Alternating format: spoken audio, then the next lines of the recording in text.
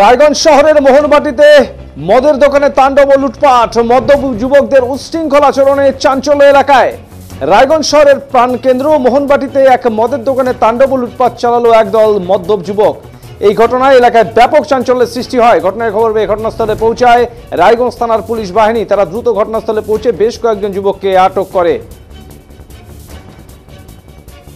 স্থানীয় ব্যবসায়ী ও দোকানের কর্মচারীদের অভিযোগ, এই যুবকেরা মদ কিনতে এসেছিলেন। তাদের প্রত্যেকের মুখে আবির ও রং লাগানো ছিল।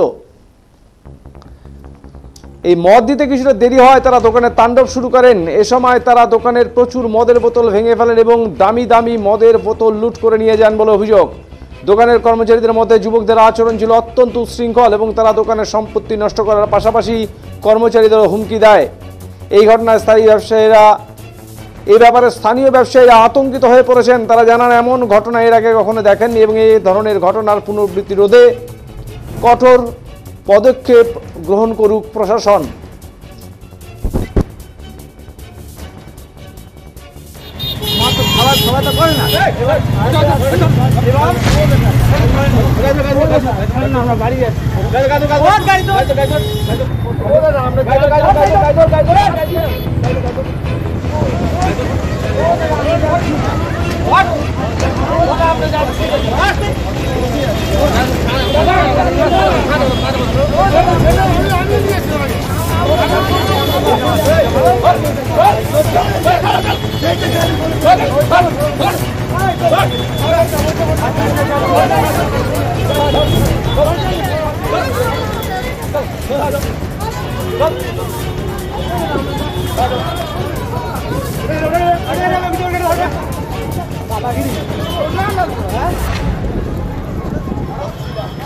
আমার নাম অভিজিৎ ঘোষ।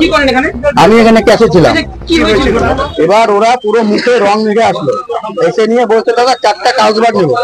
আমরা হিসাব করলাম, হিসাব করে নিয়ে 760 টাকা বললাম।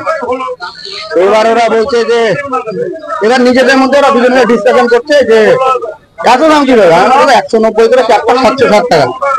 এবার ওরা নিজেরা হিসাব করছে যে নাম্বার নিবো না আইবি নিবো বিয়ারের সাথে। তোমরা ঠিক করো, যেটা নিবা সেটা দিয়ে দিবো। তারপরে কিছু না বলে নে বিয়ারটা কি হলো এরকম ভাবে পর্যন্ত এসে করলো। কি নিবা বলো, বললো যে 4টা কাগজবাজ একটা আইবি নেই।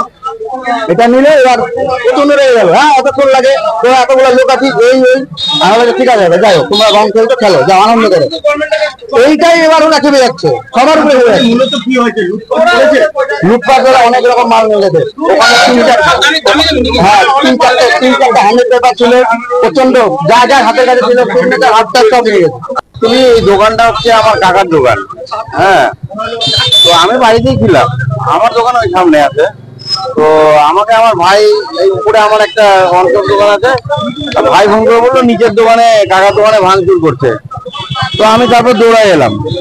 তো এসে দেখলাম যে কিছু মানে মধ্যম অবস্থায় মোটামুটি 50-60 জন যুবক এসে ভাঙচুর করছে দোকানটা। মধ্যম অবস্থায় সব রং মেখে এসে এখানে ভাঙচুর করছে। তো তারপরে জানতে পারলাম যে ওরা নাকি দোকানে প্রথমে 2-4 জন নাকি জিনিস কিনতে এসেছিল। এসে কোনো এক স্টাফের সাথে বচসা হয়েছে কোনো দাম নিয়ে, মানে দাম যেটা হয়তো সেটা দিবে না ওরা বলে নাকি এরা।